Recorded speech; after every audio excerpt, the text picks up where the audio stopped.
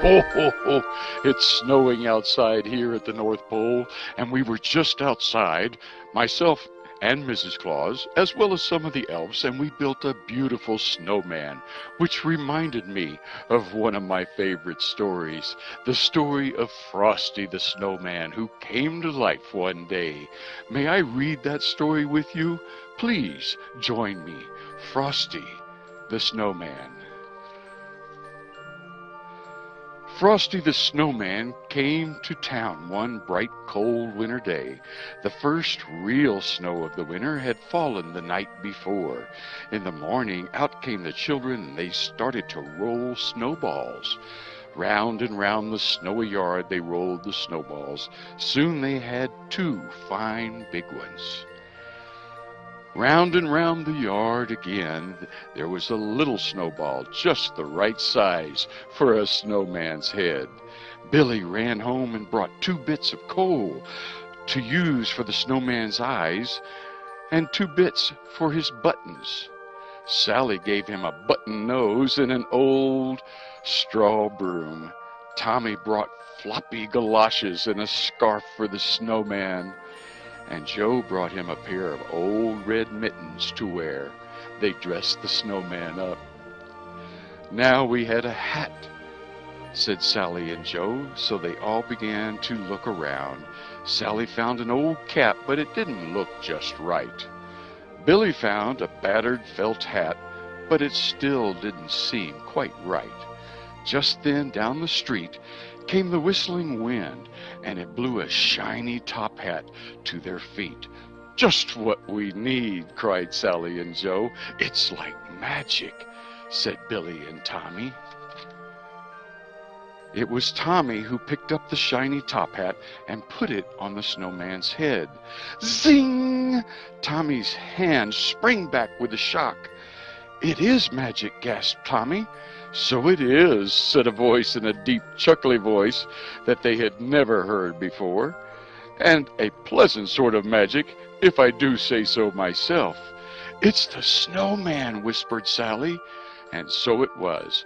Frosty the Snowman, at your service, he said. And that was how Frosty the Snowman became alive.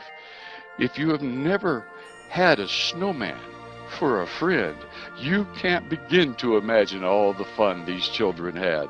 Frosty took them coasting, and never had their sleds slid so swiftly and so far.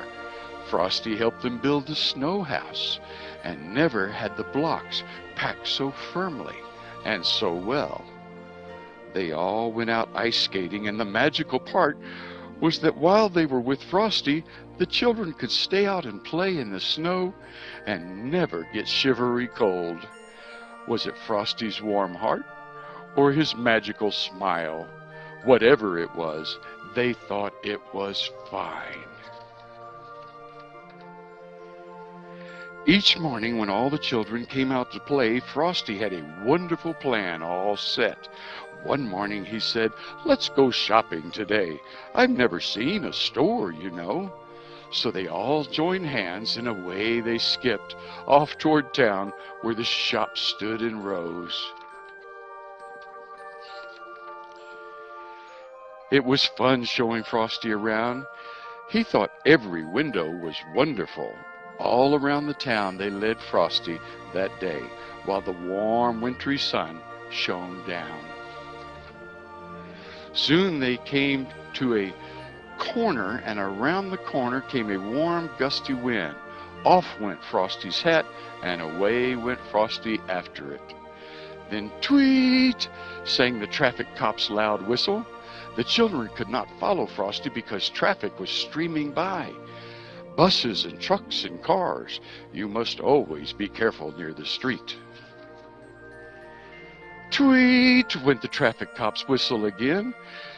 The crossing stood empty before them now, but there was no sign of Frosty. Only his top hat rolled down the street all by itself in the melting snow.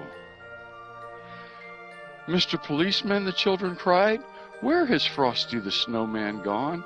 "Oh," said the policeman, "Frosty the Snowman has gone away, where all snowmen go on a sunny day. But he'll be back at your bidding and your call whenever great heaps of snowflakes fall." And he will. You just wait for that fresh snow, and you go out and make Frosty the Snowman find that magical hat to put on him, and you and Frosty have a very Merry Christmas. Ho, ho, ho, ho, ho.